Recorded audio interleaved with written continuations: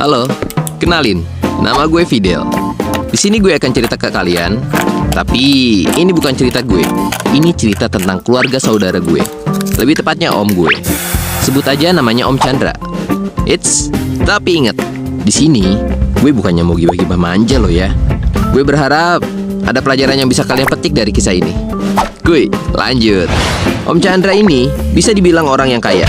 Bisnisnya di dunia properti cukup menjanjikan.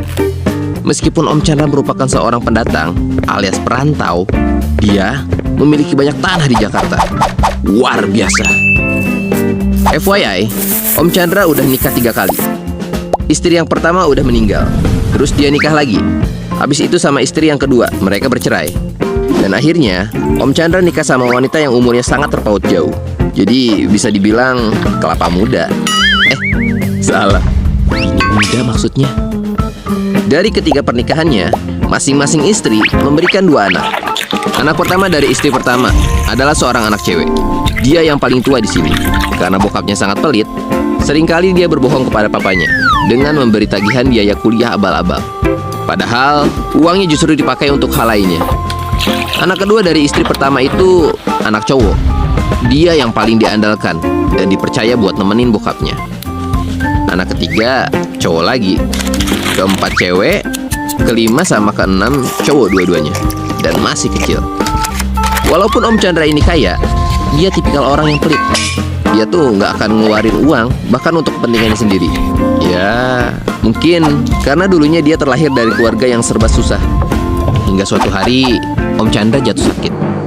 Ditambah lagi faktor usia membuat penyakit yang dia derita menjadi jauh lebih parah. Seharusnya dengan kemampuan ekonomi dan banyaknya harta, hal ini bukanlah suatu masalah. Bahkan, dia seharusnya bisa mendapatkan pelayanan dan fasilitas yang bagus. Tapi Om Chandra lebih memilih tidak menggunakannya. Semaksimal mungkin, dia berusaha super irit. Sampai suatu ketika, Om Chandra diharuskan untuk cuci darah saat itu juga. Tapi naas, alat cuci darahnya nggak berfungsi dengan normal. Sehingga Om Chandra dinyatakan meninggal dunia. Jujur, gue secara pribadi, waktu dengar kabar ini juga kaget. Dan pastinya ini jadi pukulan yang berat buat keluarganya. Kepergian Om Chandra menyisakan rasa perih di hati ke-6 anaknya. Awalnya mereka tampak akur dan baik-baik aja. Nggak ada satupun yang meributkan soal harta warisan. Tapi lambat laun, sifat egois mereka mulai muncul. Ditambah lagi istri ketiga almarhum Om Chandra mulai bermanuver. Seminggu setelah meninggalnya Om Chandra, anak pertama dari istri pertama juga mulai menuntut haknya. Karena dia merasa yang paling tua. Dia merasa dialah yang paling berhak mendapatkan warisan paling banyak. Akhirnya terjadi gesekan yang cukup intens antara anak tertua dengan istri muda Om Chandra.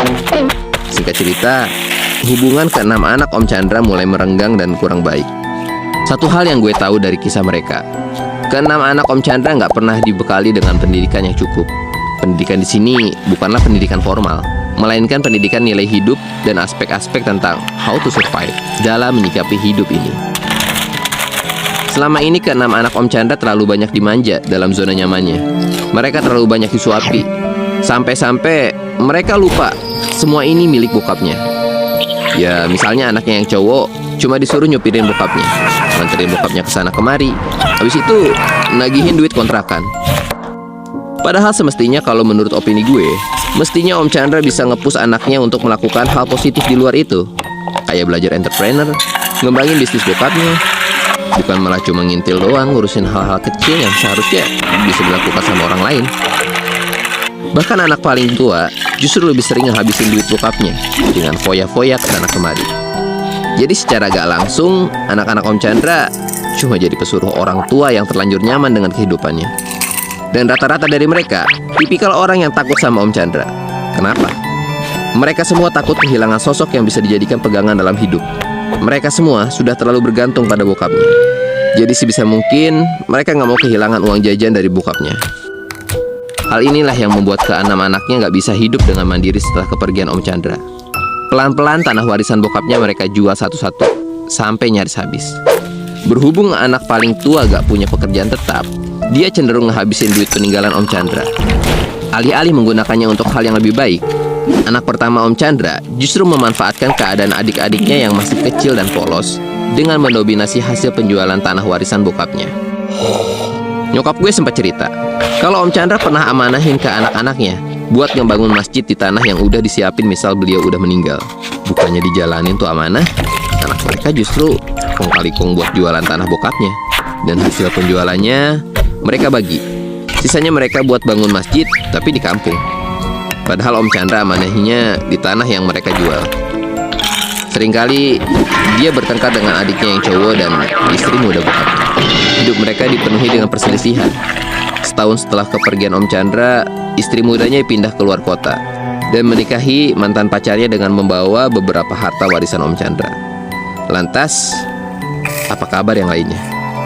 Kabar terakhir yang gue tahu, anak pertama udah nikah sama suami bulenya dan tinggal di luar negeri. Karena dari dulu dia punya bad habit, jadi lama-kelamaan uangnya tergerus juga di sana. Anak nomor 2 bisa dibilang mendingan. Dia ngealokasiin warisannya buat kontrakan. Jadi bisa hidup lebih baik dari kakak pertamanya.